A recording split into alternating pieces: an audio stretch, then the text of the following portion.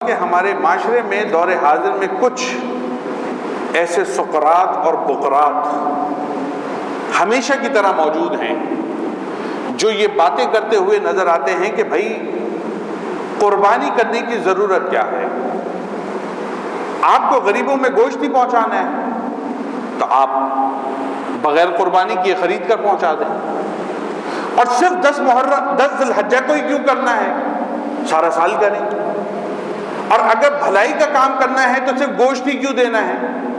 آپ بیواؤں کی مدد کریں، یتیموں کی مدد کریں، غریبوں اور مسکینوں کے ساتھ تعاون کریں، یہ قربانی آپ نے کیوں اتنی ضروری بنائی ہوئی ہے؟ تو ہم ان تمام سقراط اور بقراط اور اس خانوادے سے تعلق رکھنے والے لوگوں کی خدمت میں یہ عرض کرتے ہیں کہ حضور علیہ الصلوۃ والسلام آپ نے ہمیں یہ حکم فرمایا ہے کہ 10 ذی الحجہ کے دن اللہ رب العزت کی بارگاہ میں سوائے قربانی کے جانور کے خون کے بہانے کے اور کوئی عمل برگزیدہ اور عزت والا نہیں ہوتا، یعنی اللہ کی بارگاہ میں جس عمل کی سب سے زیادہ عزت، سب سے زیادہ شان، سب سے زیادہ فضیلت 10 ذی الحجہ والے دن ہوتی ہے، وہ قربانی کے جانور کا خون بہانا ہے۔ اسی لیے حضور علیہ الصلوۃ والسلام آپ نے اپنی صاحبزادی حضرت بی بی فاطمہ رضی اللہ تعالی عنہا آپ کو مخاطب کر کے فرمایا کہ فاطمہ جب تمہاری قربانی کا وقت ہو تو اس کے پاس آ جاؤ، اس کے پاس کھڑی ہو،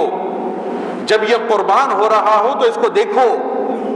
اس کے خون کا پہلا قطرہ زمین پر گرنے سے پہلے اللہ کی بارگاہ میں مقبول ہو جایا کرتا ہے،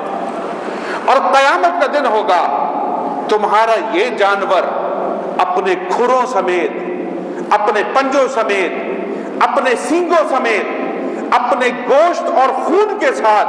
اللہ رب العزت کی بارگاہ میں حاضر ہوگا، اور اللہ رب العزت اس کا وزن 70 گنا بڑھا کر تمہارے نامہ اعمال کے پلڑے میں رکھ دیں گے،